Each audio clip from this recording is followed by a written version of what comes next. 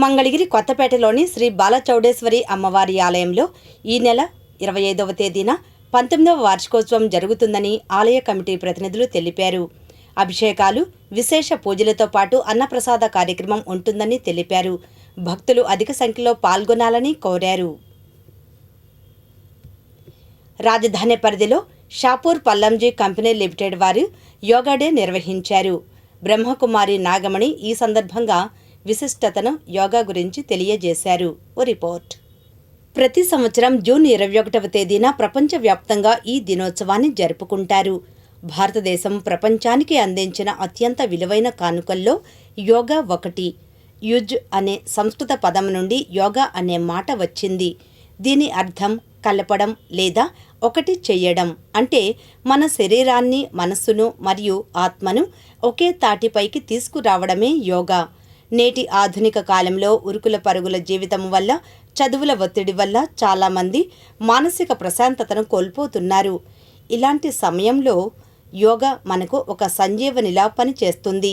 రోజు కొద్దిసేపు యోగాసనాలు, ప్రాణాయామం మరియు ధ్యానం, మెడిటేషన్ చేయడం వల్ల మనసు ప్రశాంతంగా మారుతుంది, జ్ఞాపక శక్తి పెరుగుతుంది మరియు ఒత్తిడి దూరం అవుతుంది. ముఖ్యంగా విద్యార్థులకు ఏకాగ్రత పెరగడానికి ఇది ఎంతగానో తోడ్పడుతుంది.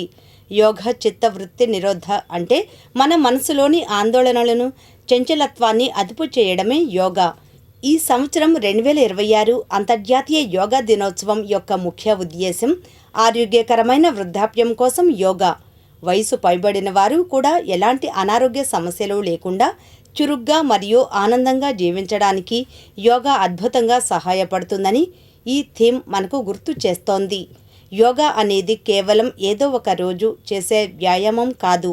అది మన దైనందిన జీవితంలో ఒక భాగం కావాలి. అప్పుడే మనం సంపూర్ణ ఆరోగ్యవంతులుగా మారగలం. ఆరోగ్యమే మహాభాగ్యం అన్నారు పెద్దలు. ఆ భాగ్యాన్ని మనం యోగా ద్వారా సొంతం చేసుకుందాం. ఈ రోజు నుండి మనందరం ప్రతిరోజు కనీసం 15 నుండి 20 నిమిషముల పాటు యోగా సాధన చేస్తామనే ప్రతిజ్ఞ చేద్దాం. మన ఆరోగ్యాన్ని కాపాడుకుంటూ సమాజంలో యోగా పట్ల అవగాహన కల్పిద్దాం. ఇలా రాజధానిలోని షాపూర్ పల్లంజీ కంపెనీ లిమిటెడ్ వారు ఏర్పాటు చేసిన యోగా శిబిరంలో సందేశాలు సాగాయి.